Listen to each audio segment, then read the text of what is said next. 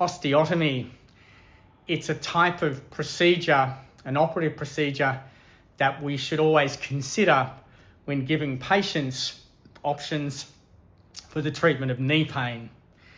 It's a procedure that's gone out of fashion. It's not used much or offered to patients much at all these days. And in fact, in Singapore, rarely ever spoken about. In my 20 years here, we don't get this procedure that's spoken to with patients much. And yet we think that it is something that should be spoken about and at least acknowledged as a possibility of an operative procedure. I'm speaking about this today because I just actually had this procedure performed about a month ago, and I'll bring my own case into the analysis of this as a plausible surgical option. When you see when a patient comes into our clinic, we'll often assess them with a series of X-rays, their weight-bearing series of X-rays, an MRI, and what we call a long leg X-ray. You need to have those three types of X-rays and scans to really fully assess what we can offer the patient. That's an EOS long leg, an MRI, and a weight-bearing series, not a series of X-rays lying down, but you need to be in a stance or weight-bearing position. We assess the patient and we determine what we can offer them. On the one spectrum, it could be somebody who has complete degeneration of the knee and they need a knee replacement. It could be that they need to have the knee cleaned out or the meniscus trimmed, or it could be they're offered a conservative physiotherapy strengthening program. But we also, when we look at these different options, on those three options, we should also put an osteotomy as a plausible option, and that should also be considered.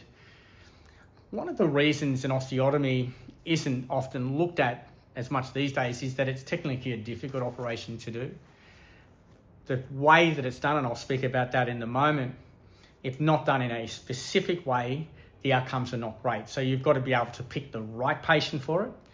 Technically, you need to be able to do it really well. And finally, you actually need to do the right procedure.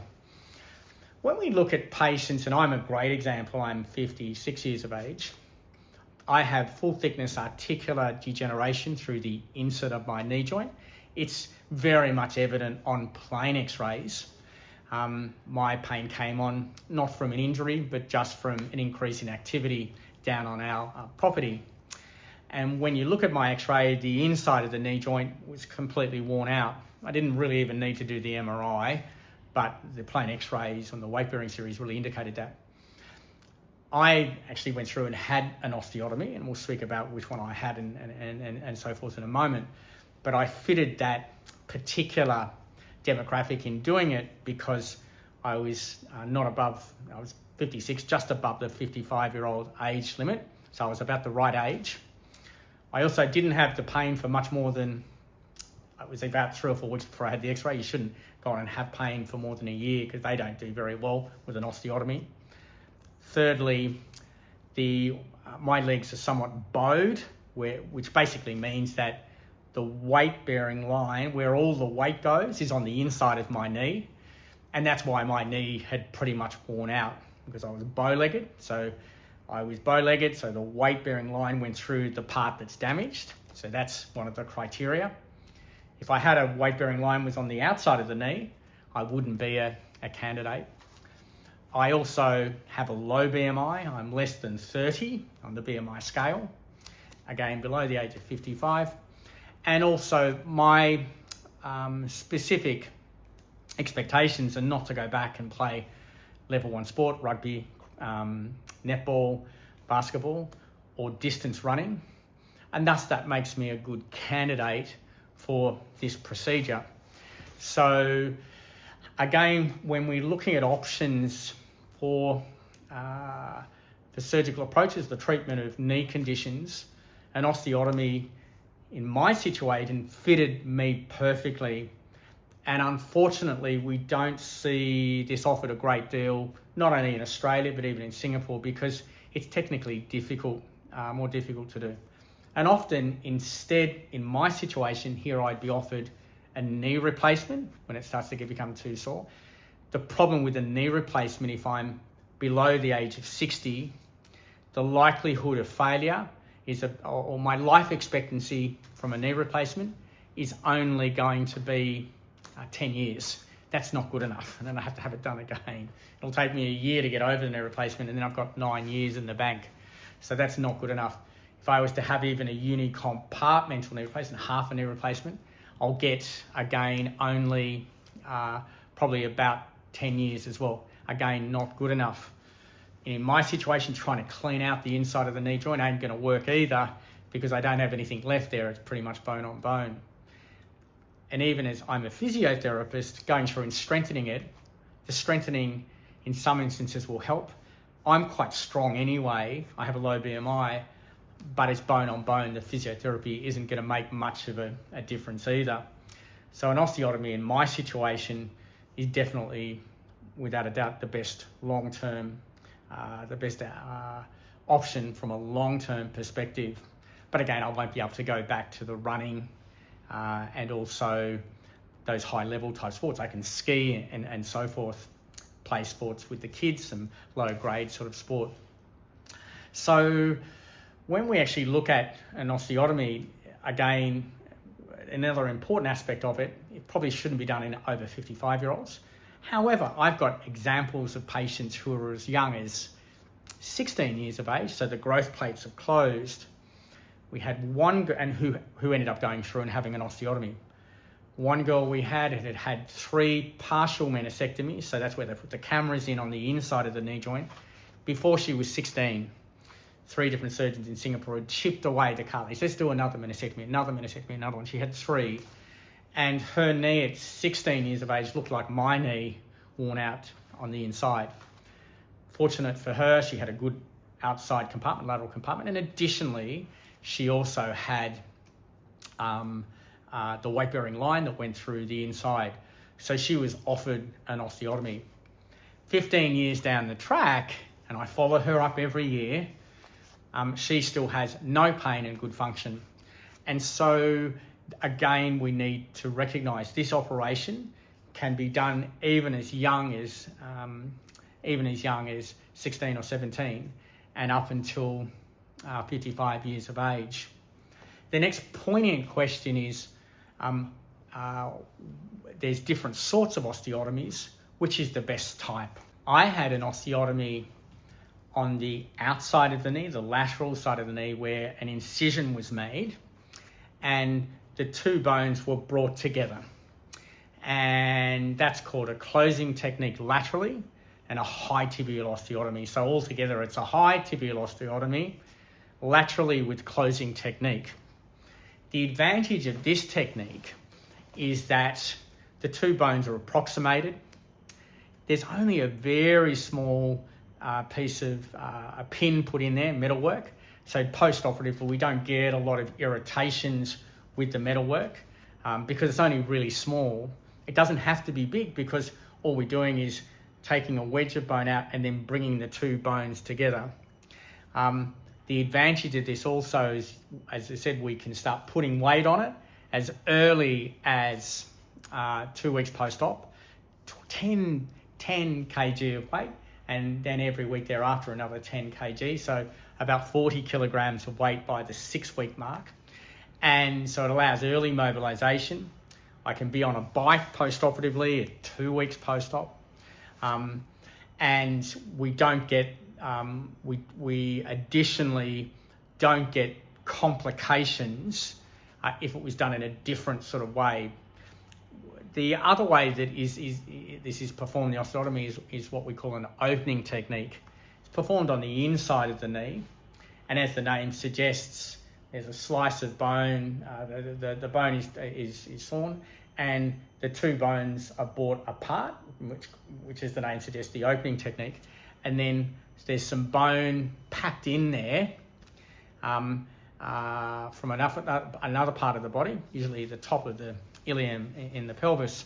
It's packed in, and then we have to put quite substantial scaffolding or metalwork around it.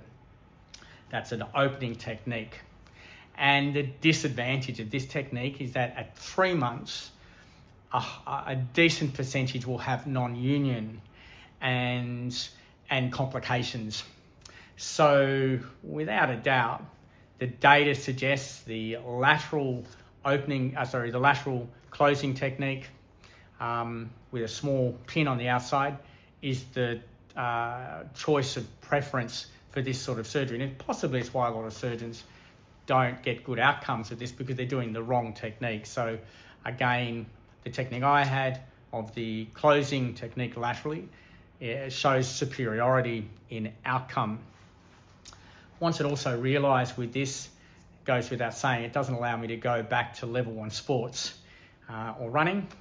And in fact, it allows me to go back and ski and be quite active with the children. But the outcomes, if I keep my BMI down, so I don't get too fat, below 30, I don't go back and run and do those activities, and if I'm done below 55, at 10 years, good data suggests that in 97% of cases, I'll have no pain and good function. And in fact, at 20 years, if I again don't go back to the high load running and so forth, I'll have a 70% or greater no pain and good function. It's not bad statistically to think that by the time I'm almost 80, in 70% of cases, I'll have a good functioning knee. And God forbid, at almost 80, if I needed to have a knee replacement, then I can go on and have it. But again, it's the advantage, I guess, of having an osteotomy over, say, a knee replacement.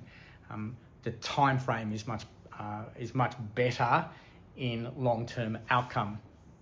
One of the reasons they don't often like doing the lateral operative technique, that's approaching from the outside of the knee joint, is that there is a neurovascular bundle, and including the common peroneal nerve, and that common peroneal nerve takes expertise surgically not to affect it.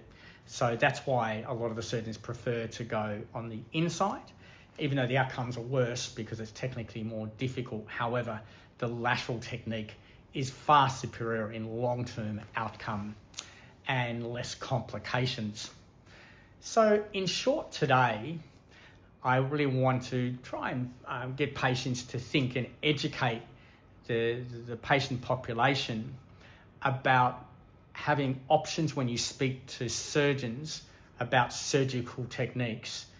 Just going through and trimming the meniscus, say in my situation, is actually going to produce poor long-term outcomes, especially when there's underlying degeneration. An osteotomy, even though the process is much more complex, the recovery is definitely slower. But I'm not interested in short-term outcome. I'm interested in the long-term outcome.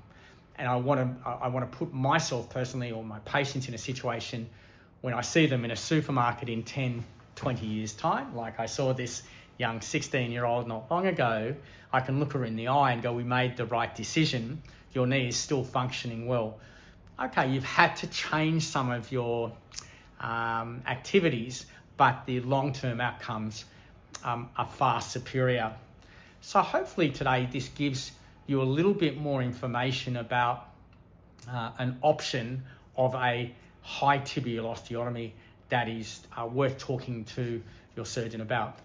And the last and final thing I didn't mention was that you can also do a similar type of osteotomy if you were to have degeneration on the lateral compartment, on the outside of the knee. I've been speaking about the inside. This is called, it has a different name. It's a distal varusing femoral osteotomy, a distal varusing femoral osteotomy, and they take a wedge of bone out from the femur, and that can be particularly useful for patients who have full thickness and reduced joint space on the lateral compartment. So it's not just exclusive for the medial compartment. And thus, hopefully, this gives you some other options to speak to surgeons about. We know that things like, so in my situation with my degeneration on the inside, I would be offered things like PRP injections, which is blood injections, waste of time. I'd be offered stem cell therapy, waste of time.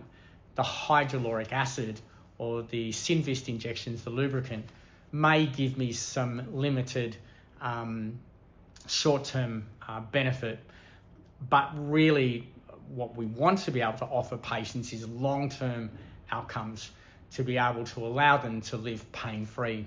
Thank you very much, and if you have any questions or concerns, please don't hesitate to reach out. Thanks for your time.